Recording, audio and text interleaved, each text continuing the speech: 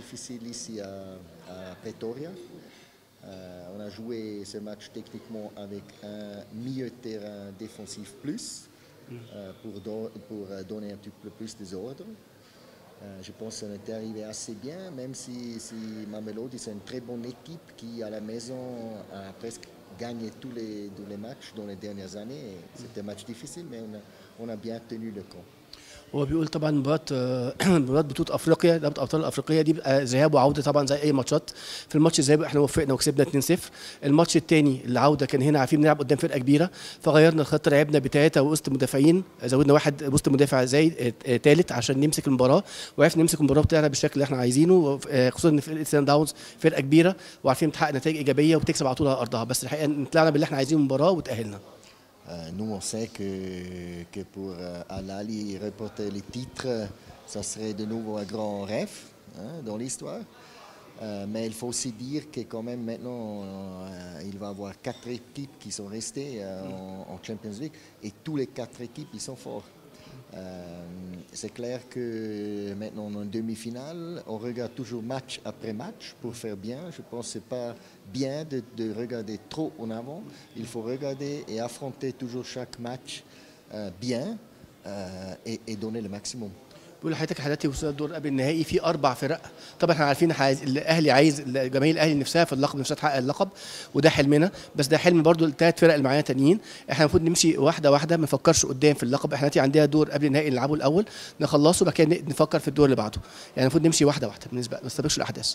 Non, je pense, c'est clair, ici à Al Ahly, on a beaucoup de joueurs, ça c'est important, des bons joueurs. On a le contingent pour jouer bien sur plusieurs de compétitions. Pour ça, on fait aussi cette rotation, ça c'est important. Et nous, quand même, avec René Weiler, qui c'est un entraîneur qui a une grande expérience aussi, parce qu'il a fait cette expérience à Champions League en Europe, en Europa League en Europe, on a gagné le titre ensemble à Anderlecht.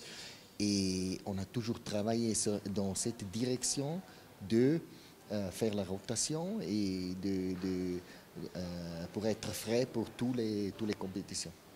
هو بيقول لحضرتك فعلا ماتشات كتيره، بس احنا مش كده بنعمل روتيشن سياسه التدوير، واحنا متعودين نعمل ده. انا اشتغلت مع ريني فايلر ما كنا في اوروبا مع اندرلخت وحققنا القاب وشاركنا في بطوله اوروبا، ومتعودين دايما نعمل سياسه الروتيشن او سياسه التدوير لعيبه عشان اللعيبه اللي تلعب تبقى كويسه وفايقه.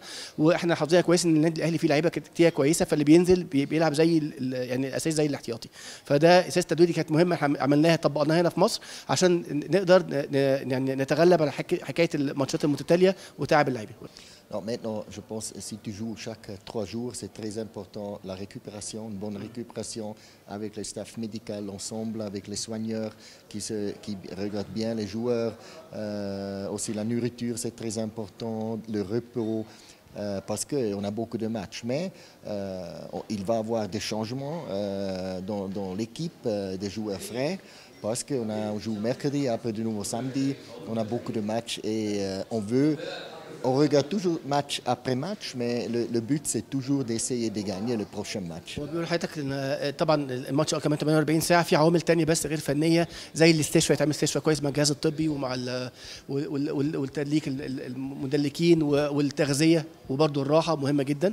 وهنا عشان بيجي انا مؤكد لكم الماتش الجاي هيكون فيها ناس هتلعب لاول مره او دم جديد، يعني اللعيبه اللي هم ما بيلعبوش الماتش ده طبيعي عشان اريح اللعيبه الثانيه، وزي ما قال لك قبل كده اللعيبه الاساس زي الاحتياطي عنده. فهو فكره ان سياسه التدوير دي بتريحه، بس فكره ان مش بس فنيا، لا في عوامل تانية خارجيه بتاثر بشكل كبير وفعال على اداء اللاعبين زي التغذيه وزي الاستشفاء وزي الراحه. C'est clair que c'était un petit peu un temps d'adaptation que l'équipe avait à rapport à nous, le nouveau staff, et nous aussi à rapport à eux. Mais je pense après le foot, on joue 11 contre 11, il faut essayer de gagner le match. On a étudié le championnat égyptien comme les autres équipes ils sont, comme ils jouent au foot. Et on a aussi étudié la Champions League. Comme c'est là, le foot, c'est de nouveau un petit peu différent. Mais avec l'expérience, maintenant avec le temps, je pense on a bien pour le moment bien réussi. On espère d'aller avant comme ça. بالطبيعي هو طبعا خد فتره تاقلم لما جه، سواء مع افراد الجهاز المعاون ليه او اللعيبه، طبعا فتره والفتره دي نجحت. وبس هو في الاخر كره القدم هم 11 لعيب قدام 11 لاعب. بس هو ذاكر كويس. لما جم قروا اتفرجوا على ماتشات للدوري المصري والدوري ابطال افريقيا، وفهم اللعب ازاي عشان يبقى عنده فكره. ويتمنى، يعني حاسس ان هم حققوا نجاح، ويتمنى النجاح ده يستمر ويكملوا نجاحات ثانيه في الدوري المصري، سواء في البطوله المحليه او في افريقيا. Al Ahly, c'est un club qui doit essayer de gagner sur toutes les compétitions. On a besoin pas seulement de 11 joueurs, on a besoin de 23, 24, 25 titulaires. Et je pense qu'on a aussi presque utilisé tous les joueurs. Et ça, c'est le but de Al Ahly, de nous. Et je pense que ça s'est quand même bien passé jusqu'à maintenant. On a vu aussi aujourd'hui, on a changé quand même sur des positions des joueurs et ils ont bien donné une bonne réponse aussi aujourd'hui. Ils sont tous des professionnels, ils font un bon boulot. طبعا النادي الاهلي نادي كبير، ومفروض يعني بيستهدف يحقق كل الالقاب في البطولات اللي هو فيها، فطبيعي لازم تغير اللعيبه. احنا المفروض ما يبقاش عندنا 11 اساسي، المفروض يبقى عندنا 23 24 25 الموجودين. واعتقد احنا استخدمنا كل اللعيبه، معظم اللعيبه اللي عندنا لعبوا بشكل اساسي، ما فيش حد ما لعبش تقريبا. والنهارده شفنا حتى في الملعب في لعيبه لعبت في غير مركزها، وظفت اللعيبه. ده المفروض كره القدم الحديثه تبقى بالفكر ده، ان ممكن اللعيب يلعب في اكثر من مركز، واي لعيب ينزل يقدر يحل محل الاساسي ويدي نفس المردود. Non, c'est clair, nous on est en Égypte pour travailler. On est là pour travailler bien et pour faire les biens pour Al Ahly, pour ce club-là. Mais maintenant, après 6 mois quand même, on se trouve bien en Égypte. Les gens, ils sont très sympas, on se trouve bien où on est. On était vraiment très bien accueillis du peuple égyptien où on va.